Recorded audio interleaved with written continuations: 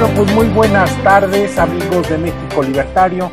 Nos encontramos de plácemes en nuestra organización porque está como nuestro invitado el día de hoy en nuestro conversatorio mensual, el distinguido Pablo Magluf.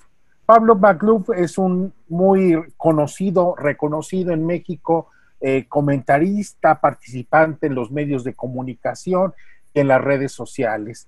Él participa regularmente en el conocido programa Es la Hora de Opinar de Leo Zuckerman, participa muy recientemente en la revista Etcétera y en Letras Libres y escribe regularmente en el reconocido periódico Reforma.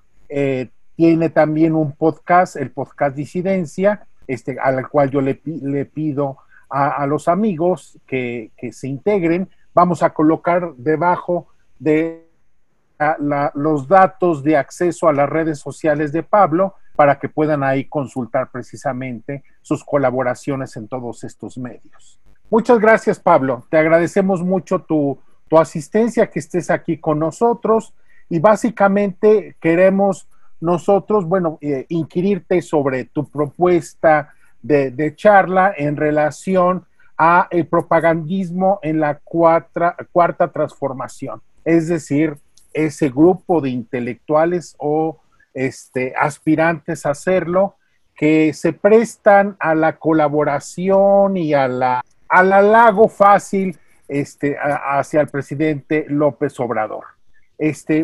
Creo que esto tiene una importante impacto en la vida pública porque desmerece mucho el esfuerzo de periodistas críticos a cambio de una colaboración simple y sencillamente en aras del poder. Pero bueno, yo no quisiera adelantarme y yo quisiera que me dieras tu opinión sobre este tema de esta contribución de políticos, intelectuales, orgánicos y periodistas en aras de quedar bien con el régimen del señor López Obrador. Querido Víctor Hugo, muchas gracias. Gracias por la invitación y queridos amigos de México Libertario, es un honor estar con ustedes.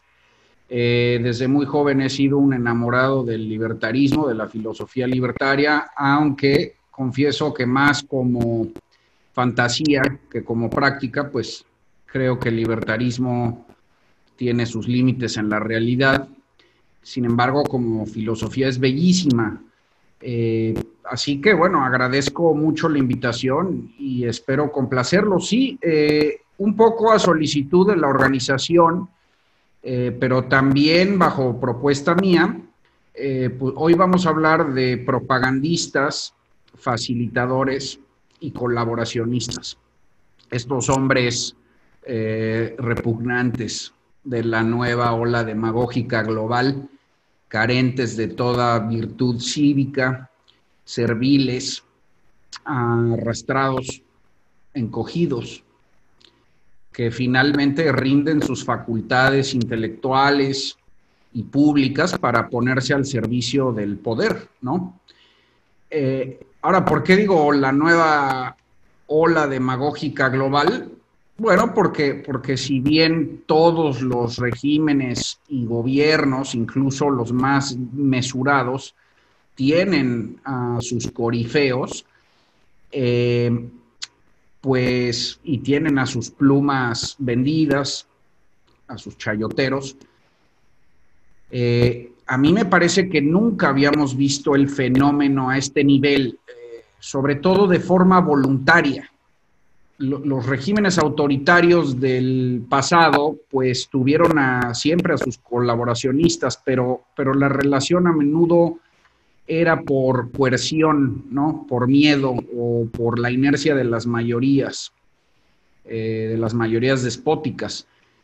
Pero lo que ve uno ahora es que estos personajes hoy prestan sus servicios de forma voluntaria, por pleitesía, muchos desde luego a cambio de algo, pero no propiamente obligados, no es así como antes, ¿no?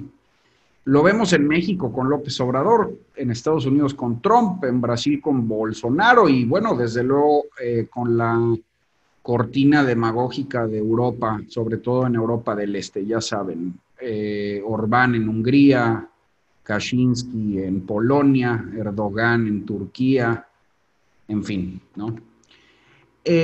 Ahora, sí quisiera empezar con una aclaración. No hablaré mucho sobre cómo funciona la propaganda o cómo la ejercen estos personajes. Me parece que eso daría para otra charla. Y en el caso de México, pues ya ha habido notables personajes que lo han tratado. Marco Levario Turcot, por ejemplo, dio una muy buena explicación en mi podcast, en Disidencia, que ustedes pueden escuchar en Spotify, en Apple y en Dixo. Es el episodio número 5. Y ahí se pueden dar más o menos una idea de cómo funciona la propaganda obradorista, de cómo opera, de cuáles son sus mecanismos, sus redes, el flujo de información y también otros más, ¿no? Por ejemplo, Leo García, de la revista Etcétera, tiene ahí unos buenos artículos al respecto de cómo opera la red AMLO, cómo operan los sicarios digitales al servicio del poder. Y bueno, para el caso foráneo hay mucha literatura, desde los nazis y la Unión Soviética hasta nuestros días. Entonces, no, yo más bien voy a hablar de los personajes, de los arquetipos, más un poco de qué es lo que hacen, más bien, más de hablar de lo que hacen, que además ya todos sabemos muy bien, voy a hablar de ellos, de qué los motiva y por qué, ¿no?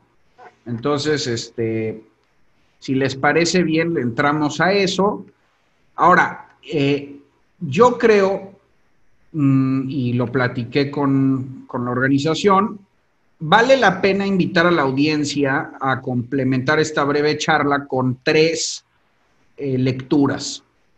Pueden ustedes ponerle pausa a partir de ahorita y revisar estas lecturas que voy a recomendar y después regresar a el programa, o bien pueden ver el programa y después echarse las lecturas. Pero en todo caso creo que complementan muy bien lo que voy a decir, además de que son en buena medida las guías de mi explicación y de mi exposición.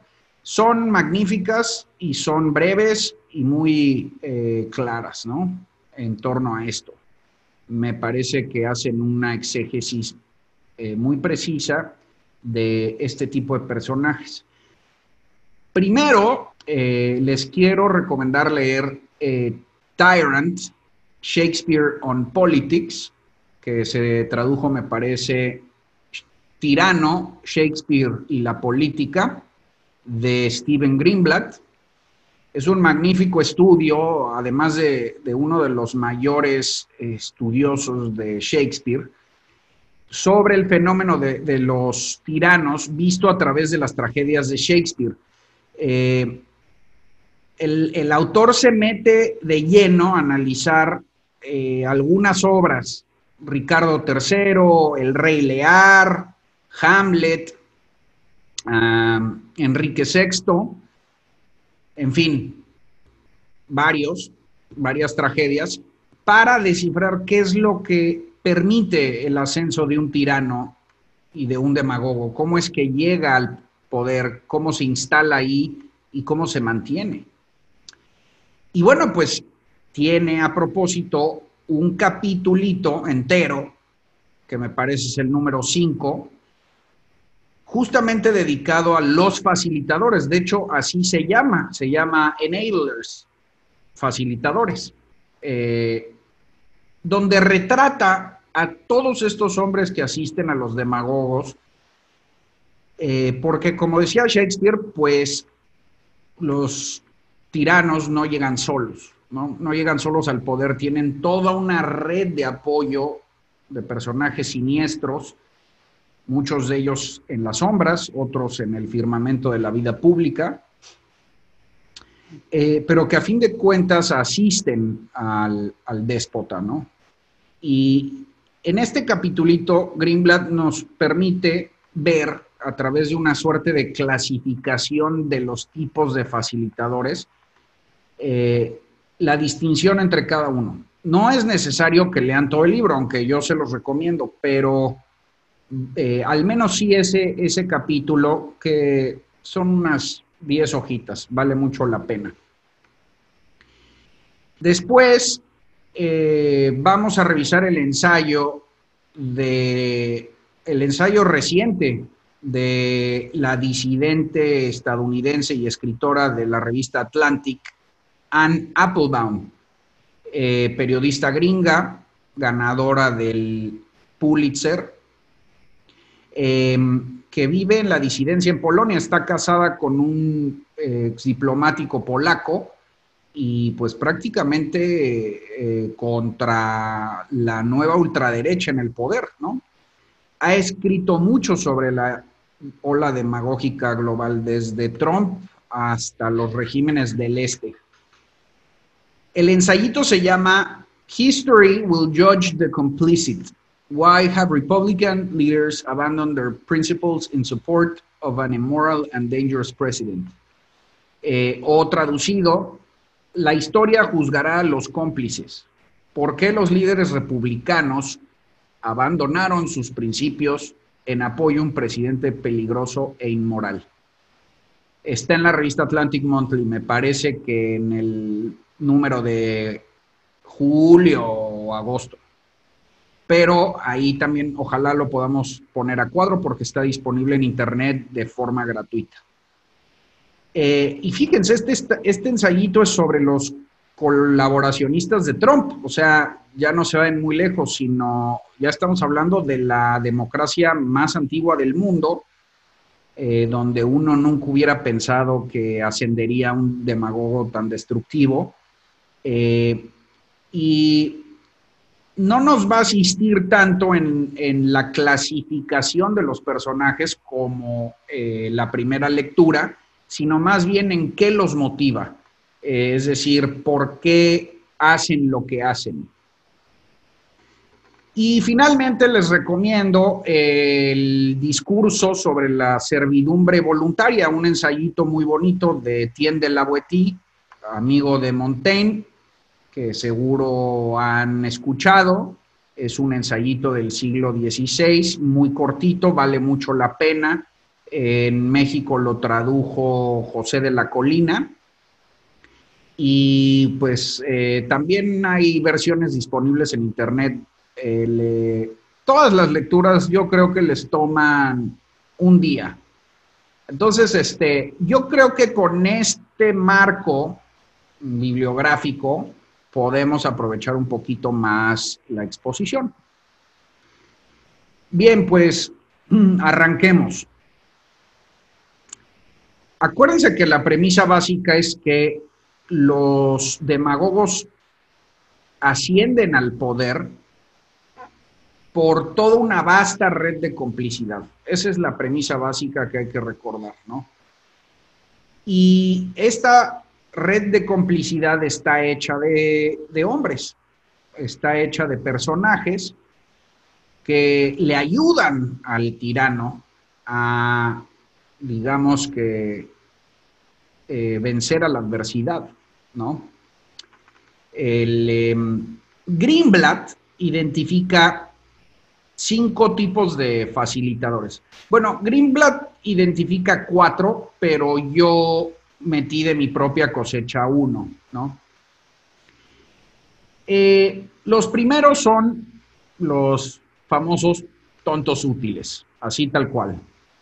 Es una expresión que hemos oído desde hace mucho, me parece que viene del régimen soviético, pero el autor los identifica retratados en las tragedias de Shakespeare.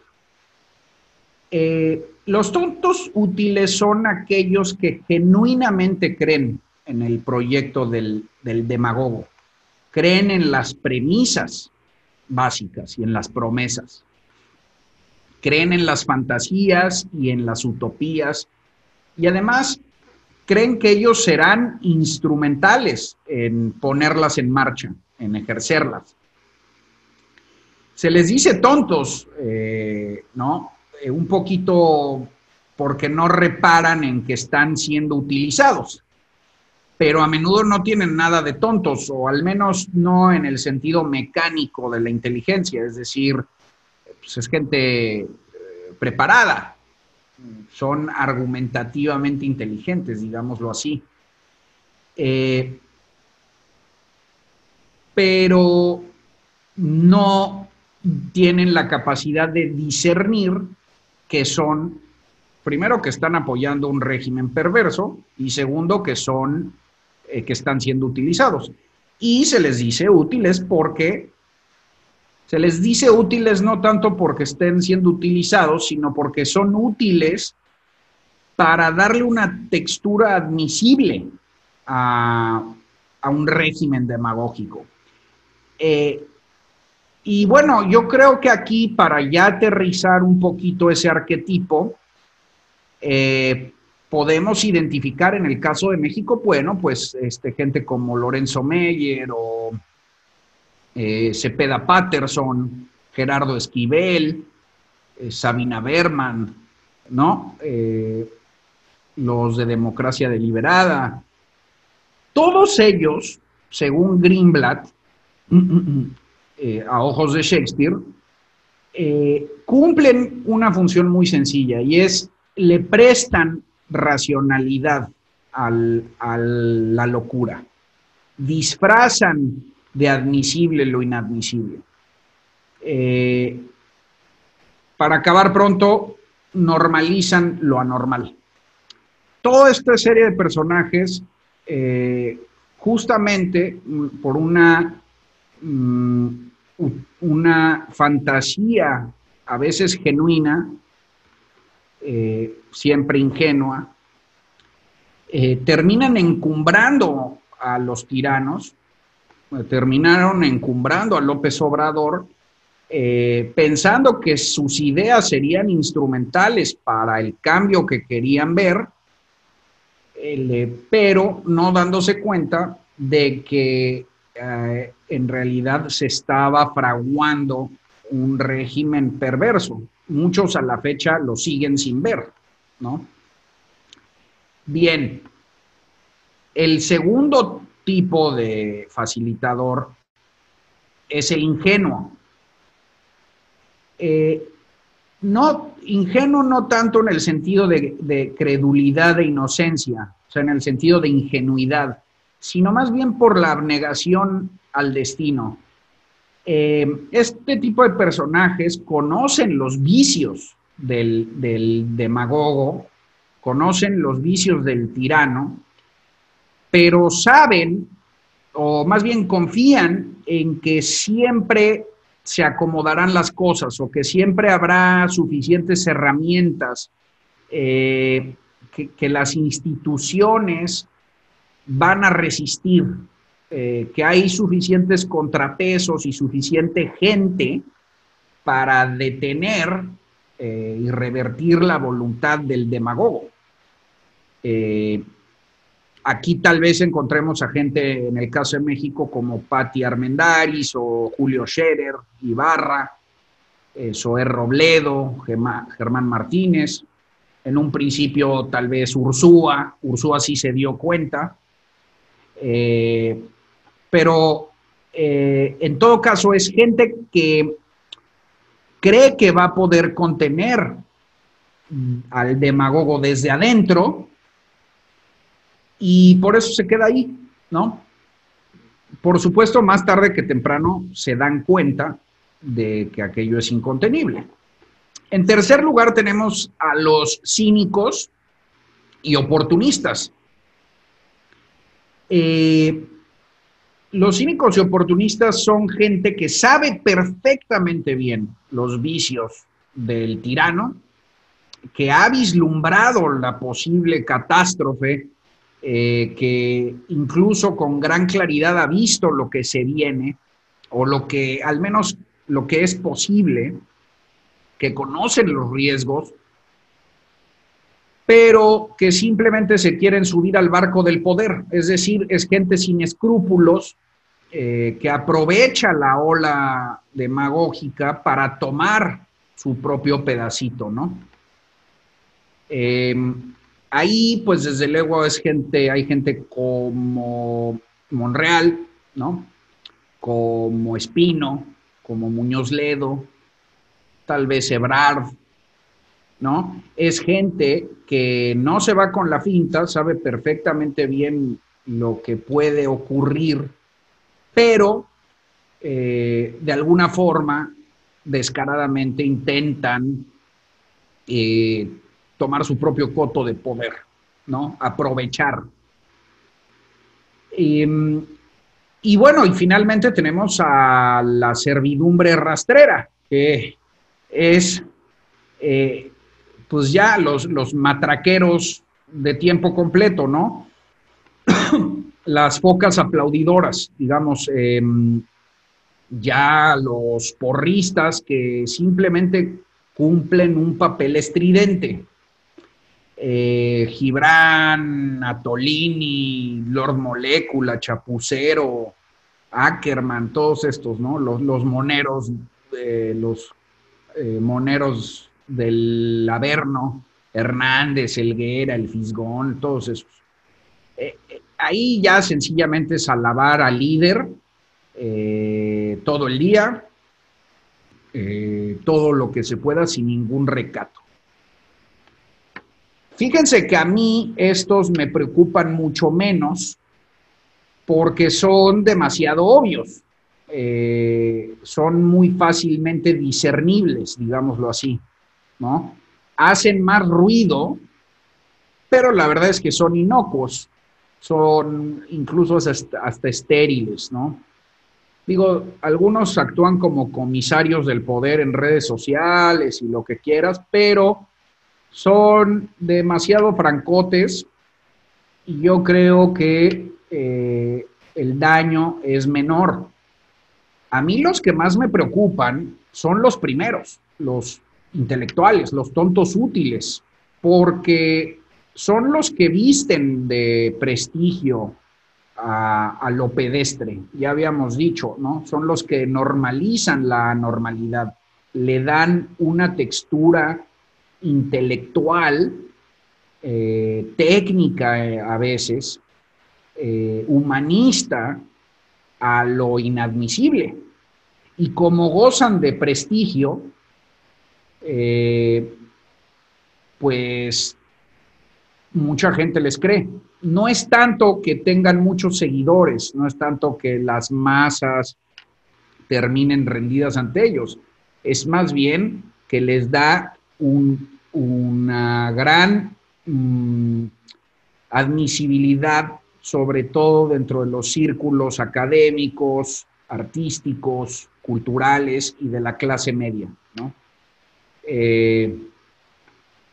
Ahora, a ese cuadro, esa es básicamente la clasificación de Greenblatt que hace Shakespeare finalmente. Fíjense, o sea, estamos hablando de Shakespeare hace 500 años.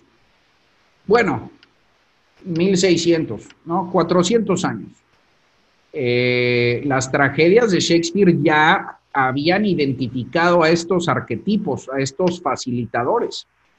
Y la razón es muy sencilla, es porque es naturaleza del poder. O sea, lo que estoy diciendo aquí yo, lo que estoy identificando para el obradorismo, para el trumpismo y el bolsonarismo, no es nuevo.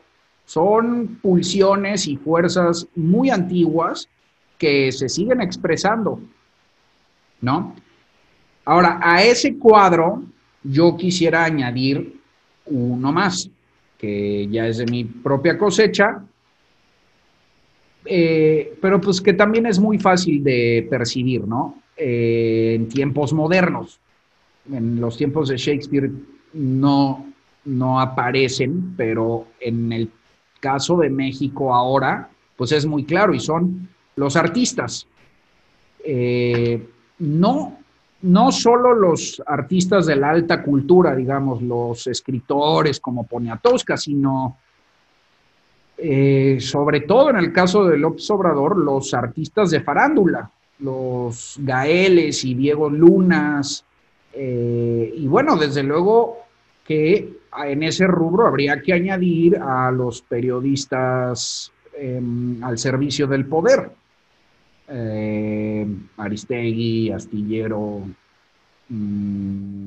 Barkentin, ¿no?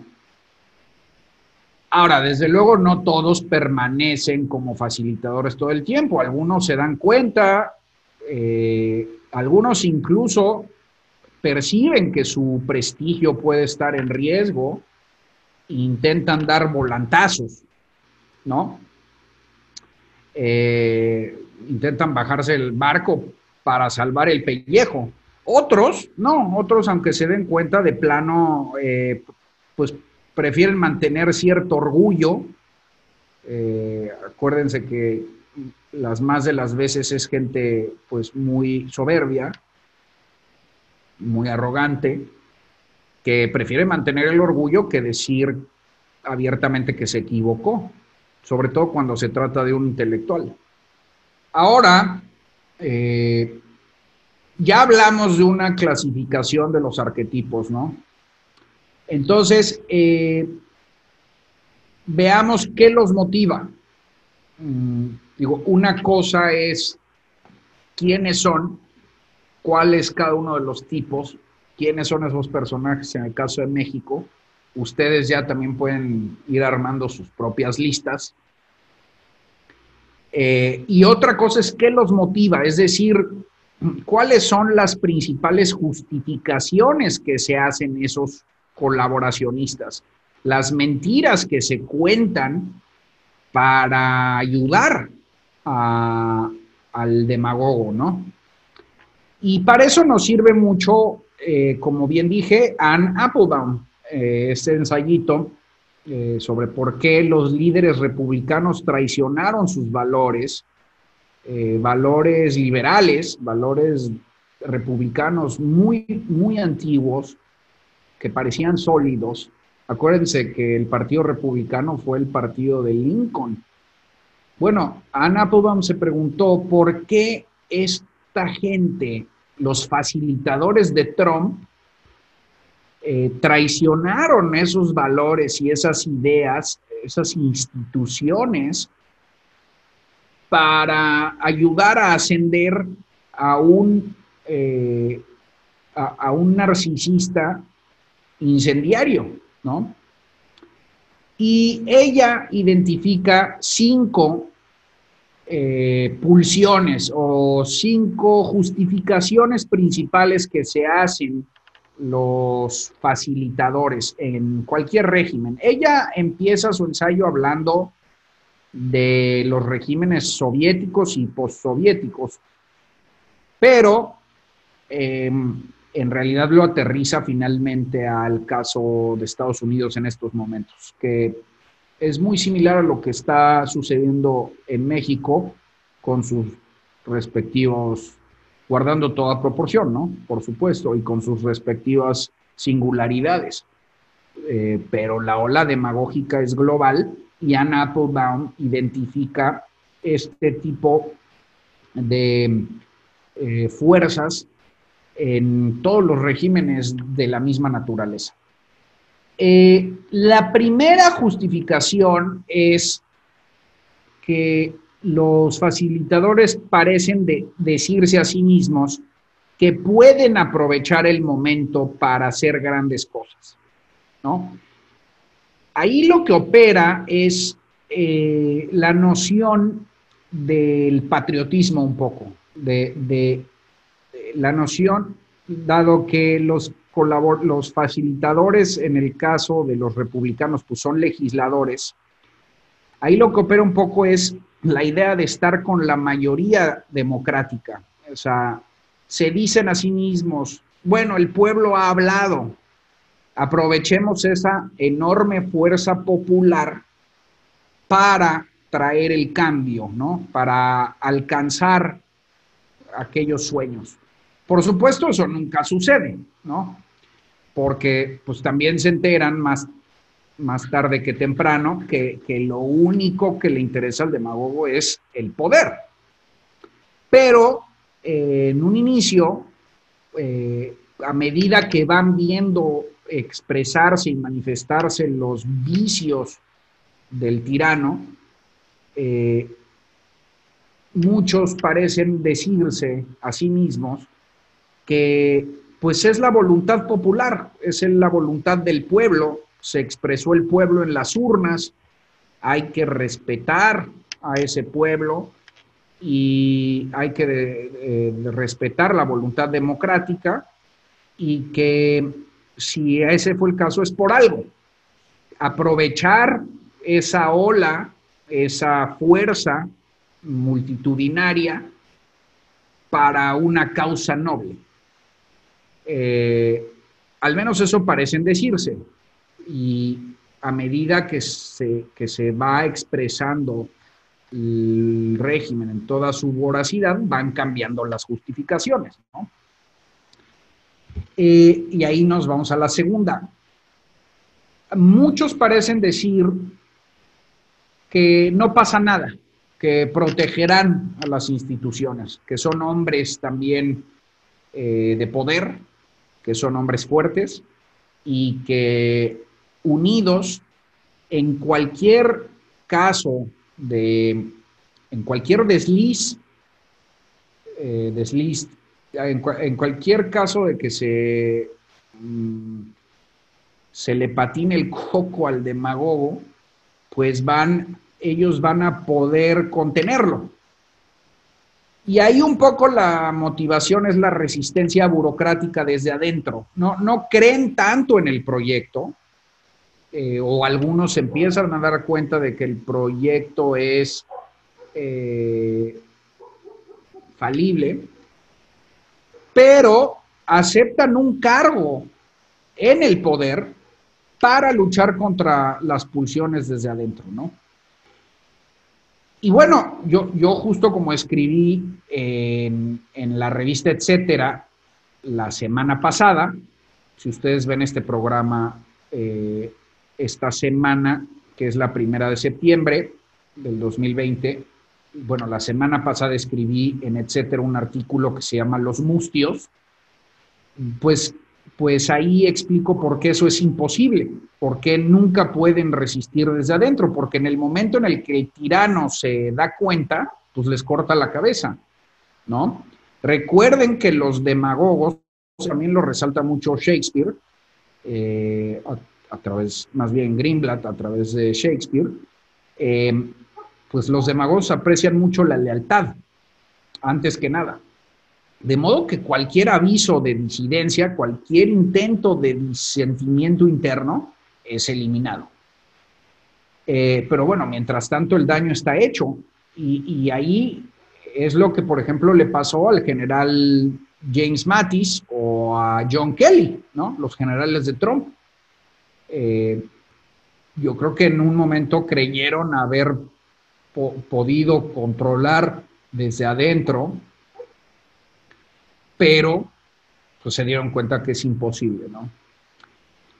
En tercer lugar, otra de las grandes motivaciones es, pues, digamos, la exuberancia del poder, o más bien la cercanía al poder, un poco por narcisismo, pero también por miedo. Ahí lo que identifica Applebaum es que llega un punto en la ecuación de estructuras, en la ecuación de las estructuras de poder al interior de una demagogia autoritaria, en que los que abandonan el barco, pues terminan linchados, ¿no? Terminan tratados como traidores. Es un poco lo que le pasó a Ursúa, si ustedes recuerdan.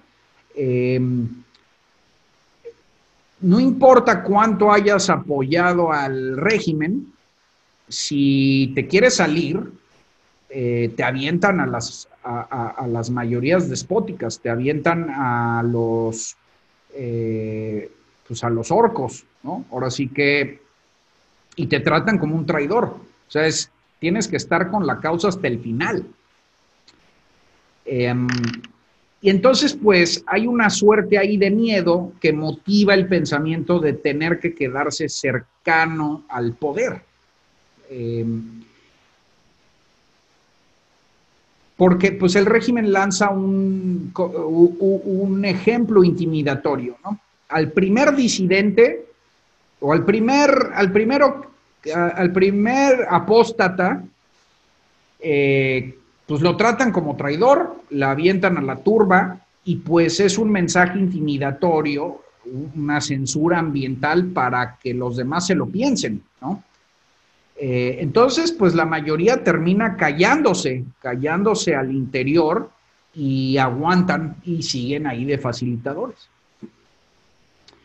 Otra motivación que es muy clara y sobre todo se expresa mucho en México, seguramente lo han notado, es mi lado quizá tenga fallas, quizá en mi lado haya vicios, en el régimen al que sirvo haya problemas, pero el otro lado es mucho peor, ¿no? La oímos mucho en México. Sí, Obrador tiene sus problemas, pero era mucho peor, nada peor que el PRIAN.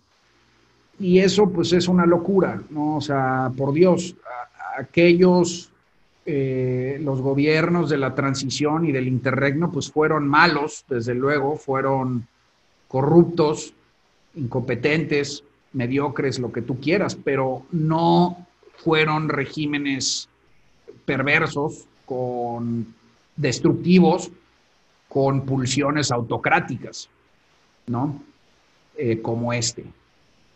Entonces, muchos de los facilitadores se autojustifican diciendo, bueno, estoy con el bien moral, estoy con el menor de los males. Cuando pues eso es de nuevo una falacia. Y finalmente, la quinta gran pulsión o gran justificación o motivación de un facilitador es lo emocional. Digamos, podríamos decir que nihilismo y resentimiento. Por una parte, si ustedes identifican bien a los facilitadores y se echan un clavado y los analizan e incluso investigan un poquito de sus vidas, se van a dar cuenta de un patrón muy común. Casi todos abrigan o albergan, mejor dicho, un gran resentimiento. Generalmente es gente muy resentida, que busca un desagravio, busca una recompensa, busca un desquite, cierta venganza. Ahí hay pues de todo, ¿no? Infancias rotas, algún asunto sexual, carencias culturales, pifias, ¿no? Luchas de poder irresueltas, a veces vendetas por cumplir, ¿no? Envidias. Y eso combinado con pues las fuerzas jacobinas hacia el nihilismo. Hay otro gran libro que recomiendo, si quieren una novelita, pues es la famosa novela de Dostoyevsky, Los endemoniados, que vale muchísimo la pena, porque justamente es eso, ¿no? Es toda una generación de jóvenes jacobinos con ideas utópicas y lo que quieras, ideales que parecen moralmente buenos, pero que en el fondo están movidos por un gran resentimiento, por lo que Roger Scruton llamaba el Mefistófeles de la destrucción. Y lo que terminan haciendo es nada más llegar al poder para destruir todo. destruir todo a cambio de nada, porque justamente ahí el objeto es destruir como venganza, como desagravio, no construir lo que estaba defectuoso y hacerlo mejor, no construir sobre los cimientos, no mejorar, sino con la promesa de un cambio, lo que quiera que eso signifique, pues terminan con una vastísima destrucción. Y bueno, finalmente ahí Dostoyevsky lo que retrata es el preámbulo a la revolución leninista. Pero más o menos el mismo ambiente de la novela es lo que se vivió en México durante la campaña obradorista. O sea, ahí todos los jóvenes románticos e idealistas que tenían una gran fuerza ahí atrapada, mucho coraje. A veces es justificado, no digo que no. A veces el resentimiento, desde luego que es justificado. Vamos, más que justificado, es entendible. Pero uno desearía que se canalizaran esas fuerzas de forma menos catártica, que se canalizaran vía institucional, vía el diálogo, el debate, la confrontación de ideas, también por supuesto que el arte, y no a través de esta destrucción jacobina, ¿no? Y bueno, pues ahora lo que vemos es eso, el obradorismo es un régimen destructivo, ¿no? Ahí está muy claro la gran destrucción institucional que están llevando a cabo.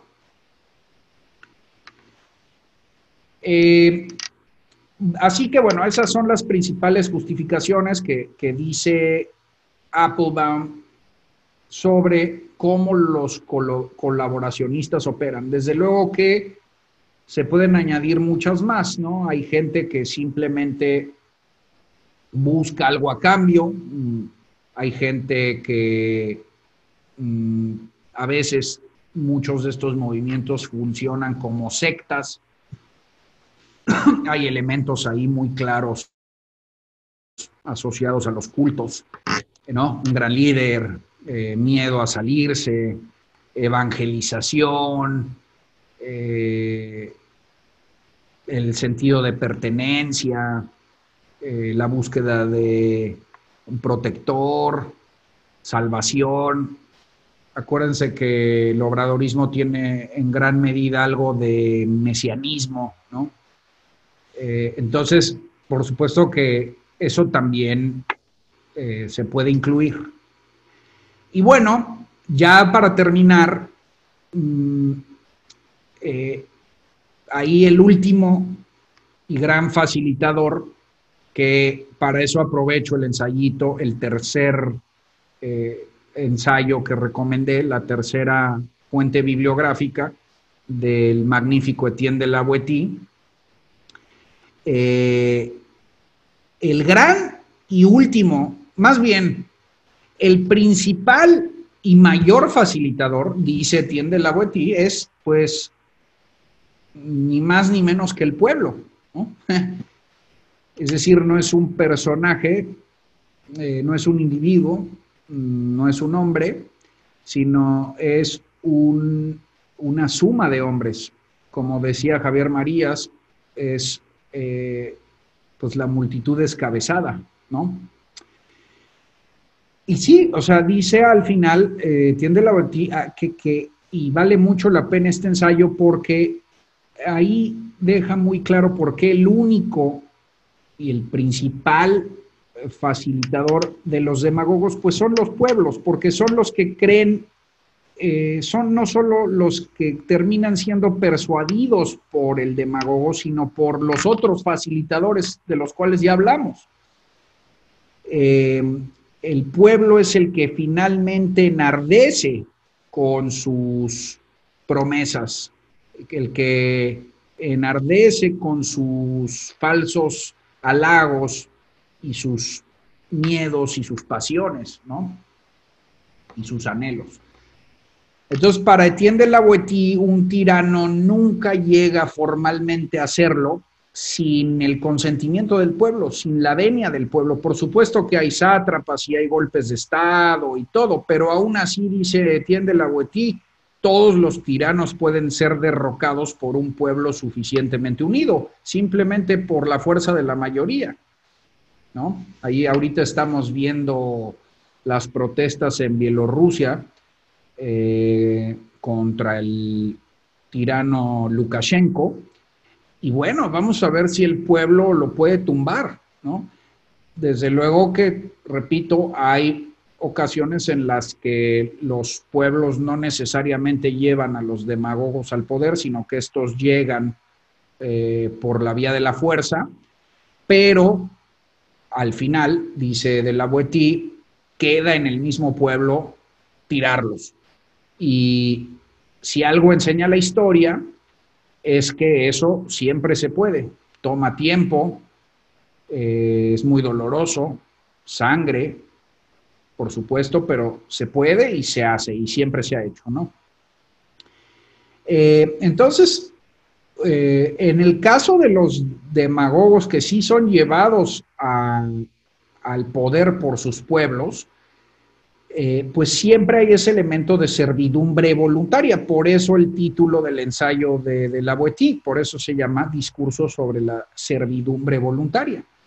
Y tal parece haber sido el caso, y por eso lo traigo a la exposición, tal parece haber sido el caso de los demagogos actuales, de Trump, de Bolsonaro, de López Obrador, de Erdogan, Orbán, Kaczynski, todos estos, ¿no?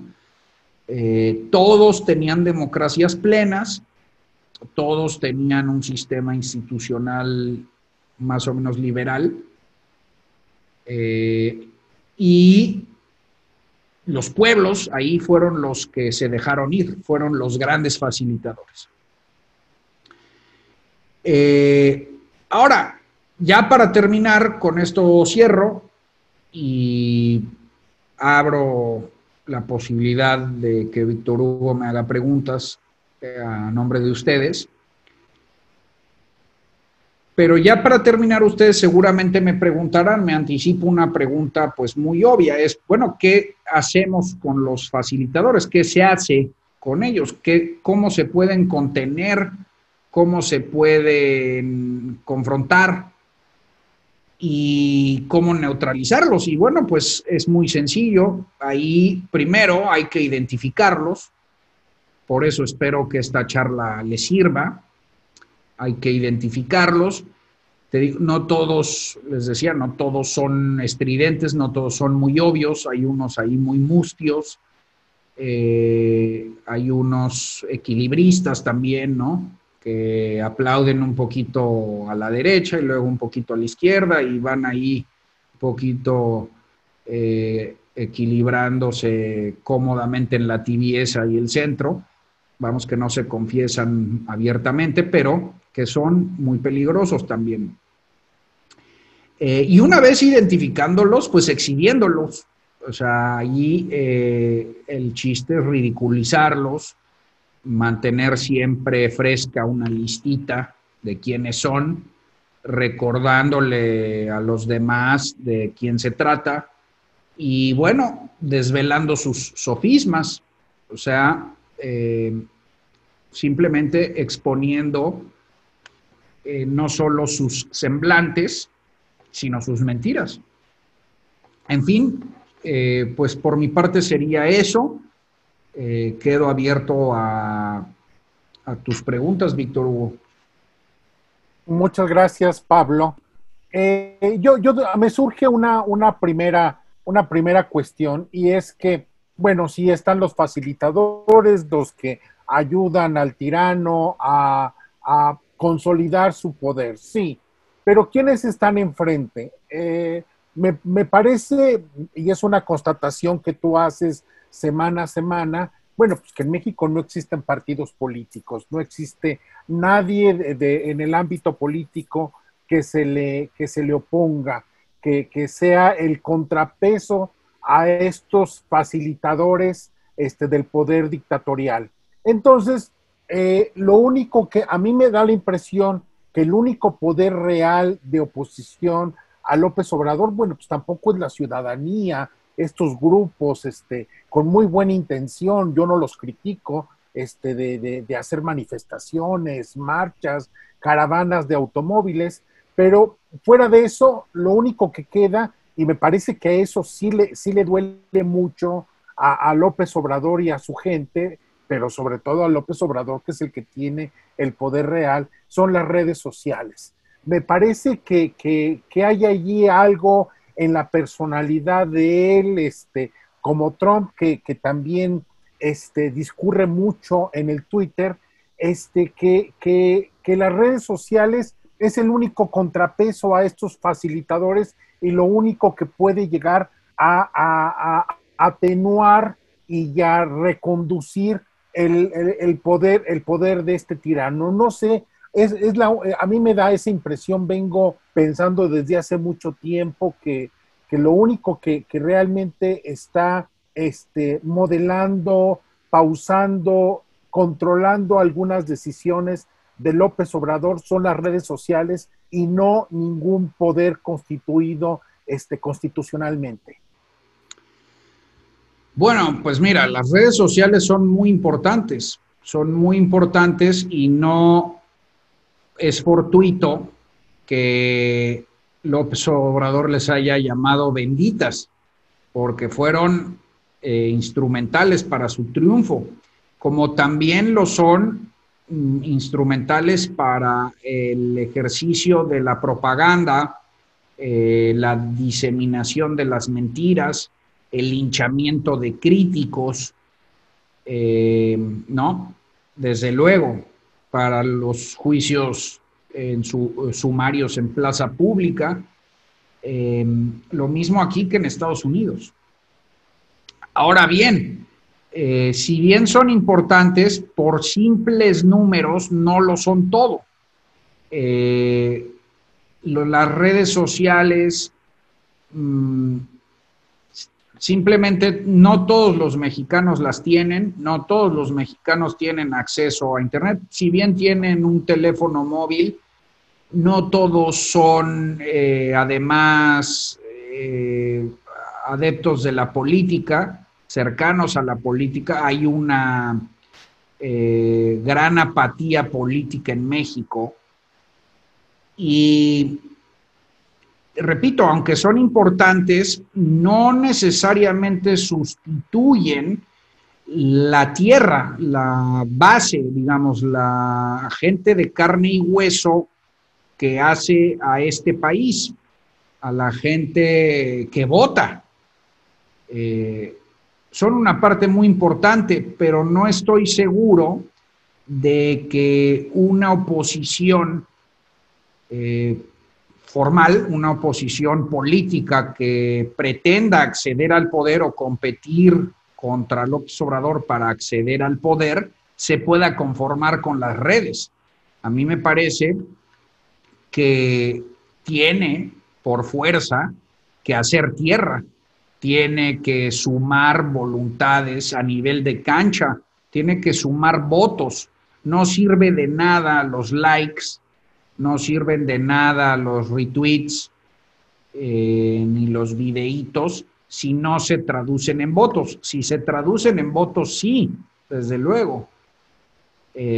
Pero si no se traducen en votos, pues no.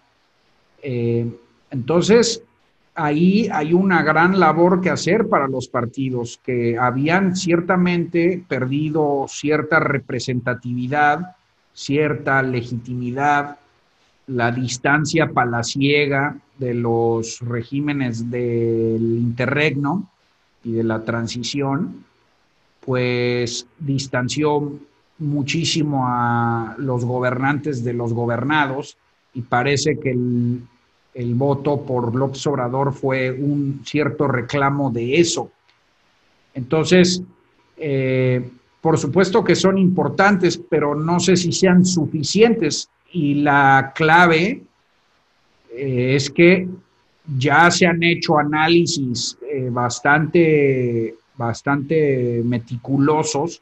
Otra vez, Leo García, que recomendé al principio, hizo un muy buen análisis y parece que, al menos, por ejemplo, Twitter ya lo perdió López Obrador, lo tiene absolutamente perdido. Me parece que es el caso, también está siendo el caso en Facebook. Sin embargo, su aprobación sigue muy alta y pues vamos a ver el año que entra en las elecciones intermedias cómo le va, pero yo creo que es muy difícil correlacionar exactamente apoyo en redes por votos. Si se logra traducir finalmente, me parece algo positivo, pero nada más así, no. Yo creo que tiene que haber un acompañamiento de política de tierra, de política, pues, en casa por casa, ¿no? Bien, bien. Mira, Pablo, a mí me pareció extraordinaria tu charla. No quisiera quitarte mucho tu tiempo porque fue realmente muy enriquecedor y me parece que abundar en ella, si yo trato de abundar en ella, lo único que voy a hacer es desmerecerla. Pero entonces solamente quisiera ya plantearte una última cuestión. Y es, obviamente, bueno, pues existe toda esta corte de facilitadores pululando en Palacio. Eh, Sin embargo, me parece que también encuentran su caldo de cultivo, un ecosistema que les hace la vida posible mediante una degradación muy importante de los medios de comunicación en México. No solamente los medios públicos, que realmente uno ve el Canal 11 y es terrible lo que uno ve allí, el Canal 22, con muy pocas excepciones, encontramos una genuflexión moral constante hacia el poder, sin ningún atisbo de crítica, pero también lo encontramos mucho en los medios de comunicación privados. Ya me parece que al principio sí era mucho de autocensura y se ha ido aflojando poco a poco, pero ahí sigue. A mí, por ejemplo, me llamó mucho la atención hace una semana que en Televisa, cuando trataron de hablar de los videos del señor Pío López Obrador, no se atrevieron ni siquiera a decir el nombre de Carlos Loret, porque eso pueda generar alguna animadversión o algún problema dentro de la empresa. Entonces, me parece que hay ese ecosistema que lo hace posible y que no solamente depende del poder del tirano, sino también de esa voluntad de obedecer anticipadamente por parte tanto de los medios de comunicación privados como de los públicos, y me alarma mucho que estamos apenas a menos de 2 años de ejercicio de poder. ¿Hasta dónde vamos a llegar cuando esto se cumplan cerca de los 6 años de poder? Me parece que vamos a encontrar una situación terrible. Tú compartes esta visión me parece que a lo mejor no podría decir que es tan pesimista, pero esta visión de los medios de comunicación en México. Claro, no, además, está bien que sea pesimista porque es prudente. O sea, desde luego que la comparto, Víctor Hugo. La connivencia de los medios con el poder en México es histórica. Los grandes medios siempre han estado en contubernio con el poder. Eso sí no es exclusivo del obradorismo. Y en buena medida tiene que ver con que, y esto también di una charla al respecto en el foro organizado por La Resistencia con Maite Noriega y Raúl Trejo del Arbre, tiene que ver porque los medios de comunicación en México pocas veces o pocos medios son realmente negocios autónomos. La gran mayoría siempre, durante toda su historia, ha dependido del gobierno. Algunos porque son concesionarios, otros porque reciben publicidad, pero muy pocos medios se sostienen solos, sin ayuda del gobierno. No es como los medios europeos o en Estados Unidos, donde sí tienen modelos de negocio sostenibles a través de sus lectores y de publicidad independiente y local. En México, los grandes medios siempre han tenido que depender de la llave de recursos del poder. Y pues si ese es el caso, pues no vas a tratar mal al poder, ¿no? Te cierran la llave y te quedas sin lana. Esto llegó a grados gravísimos en el PRI hegemónico, donde incluso el gobierno tenía el monopolio del papel de imprenta, imagínate. O sea, el gobierno era el proveedor de la famosa PIPSA, el papel de imprenta para periódicos. Te salías de la raya y pues sencillamente no imprimías, ¿no? Y pues los grandes medios audiovisuales, todos han sido concesionarios. Todos esos medios explotan el bien dominio de la nación, que es el espectro radioeléctrico, y en el fondo son concesiones dadas a empresarios por parte del Estado. Entonces, es muy difícil encontrar medios verdaderamente independientes que puedan ganar dinero de sus propios negocios y que eso les permita ejercer la crítica. Ahora, es cierto que muchos son igualmente, como había dicho yo, equilibristas, o sea, ahí van midiéndole un poquito el agua a los camotes, ahí como que detectando cómo está el ambiente y se van moviendo a conveniencia, es decir, critican por aquí, por allá, también muchos medios no pueden rendir absoluta pleitesía porque pierden también, digamos, su propio poder de regatear, ¿no? Cuando los medios se unen en contra del poder, pues, también el mismo poder cede y aprenden a negociar. Eso lo vimos en los gobiernos de la transición, donde muchos medios, pues, justamente podían presionar a los políticos, pero la mayor de las veces van como que sondeando el ambiente a ver cómo responde el poder y así se van colocando. Y también acuérdate que si hay transiciones de un gobierno a otro, pues los medios también se tienen que ir moviendo hacia quien vaya a ocupar la nueva silla. Entonces, vamos, los mecanismos y balances de apoyo se van moviendo en los respectivos sexenios. Pero sí, o sea, siempre los medios de comunicación en México han tenido una relación muy perversa con el poder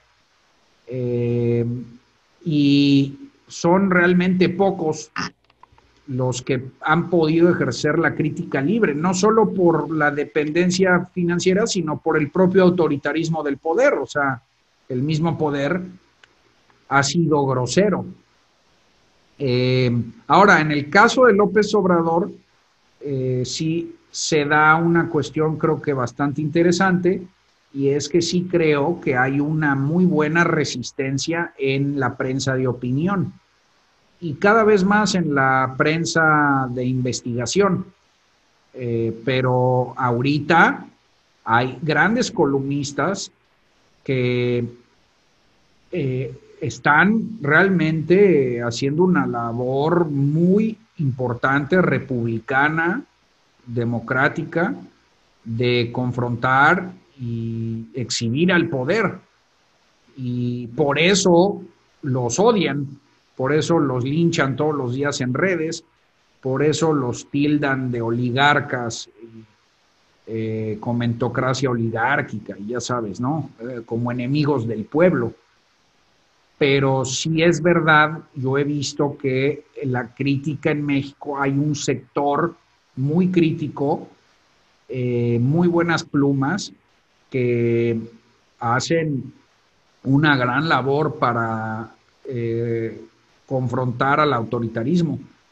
Y lo mismo con la prensa de investigación, organizaciones como Mexicanos contra la Corrupción, aliado con Animal Político, pues han hecho magníficos reportajes de periodismo de investigación, no solo en este sexenio, sino en los anteriores, donde pues han exhibido al poder, ¿no? Pero vamos, en suma, desde luego que estoy de acuerdo contigo, gran parte de estos facilitadores sobreviven porque no hay suficiente rigor en los medios, no hay suficiente rigor para cuestionarlos, para recordarle al público sus sofismas y facilitar que la audiencia discierna, ¿no? Sí, así es. A lo mejor podríamos concluir, Pablo, con un llamado a la acción, y me parece que sale muy legítimamente de lo que estás mencionando. Y es que si queremos que el país no se vaya al demonio, si tenemos como ciudadanos una responsabilidad apoyando a aquellos medios, aquellos columnistas, aquellos periódicos, revistas, programas que representen una contención. Y esto significa pues apoyarlos mediante publicidad, apoyarlos mediante suscripciones, la frecuentación y la difusión de sus contenidos en las redes sociales, porque de otra manera es una pelea muy desigual la que están teniendo, y los ciudadanos tenemos un poder que no ejercemos precisamente a partir de la preferencia. Exacto, sí, totalmente de acuerdo. Ahí lo que yo invito a la audiencia es a donar a revistas como Etcétera, a Mexicanos contra la Corrupción, Animal Político, este tipo de medios independientes que realizan labores periodísticas, también a medios locales, medios de los estados, ¿no? O sea, es muy importante apoyar al periodismo local. Esos periodistas son héroes, son además los que más peligros corren y son a los que peor les pagan, ¿no? Entonces sí, yo creo que una buena manera de ayudar a contener a la demagogia es financiando medios serios, revistas serias, y a columnistas y articulistas y periodistas de investigación que estén resistiendo el embate autoritario, ¿no? Bien, muy bien, Pablo, yo te agradezco mucho la generosidad de tu tiempo y de tu talento y sapiencia, pero realmente me quedé muy impresionado por tu exposición, me gustó mucho, y yo estoy seguro que a los que están escuchando la misma, compartirán la misma opinión. No, Vamos a colocar, perdón. Un placer. Vamos a colocar tus redes sociales, Twitter básicamente, pues para que la gente te siga. Y bueno, pues yo realmente te agradezco mucho. Gracias por la generosidad de tu tiempo. Y bueno, pues nos vamos a volver a encontrar muy probablemente en el futuro. Claro que sí, estimado Víctor Hugo. Gracias a ti, gracias a México Libertario, gracias a la audiencia. Fue un placer para mí, un honor. Y sí, encantado. Cuando me vuelvan a invitar, me doy otra vuelta. Ojalá que puedan leer los ensayitos que recomendé para complementar la charla. Y bueno, ánimo. Pues muchas gracias, Pablo, y bueno, muchas gracias también al público que nos sigue. Aquí nos encontramos y bueno, síganos en nuestras redes sociales y muchas gracias por su tiempo y su atención. Gracias, Pablo, gracias a todos. Chao. Hasta luego. Hasta luego.